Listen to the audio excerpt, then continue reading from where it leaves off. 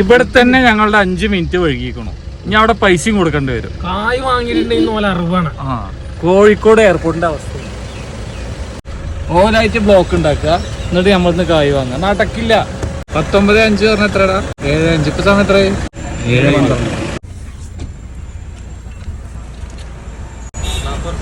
40 റുപ്യോ എങ്ങനെ ഉണ്ടാവുന്നു? ഇവിടെ ബ്ലോക്കിലായിരുന്നു ഞങ്ങള്. ഇവിടെ ഇത്രയും ബ്ലോക്കിലാണ്. പിന്നെ എങ്ങനെ ഈ ബ്ലോക്കിൽ എങ്ങനെ പൈസ തരുക? ओके ओके वीडियो इधर पकड़ो, मैं बात करेगा. तुम कैसे तुमको 40 दिरहम देने का?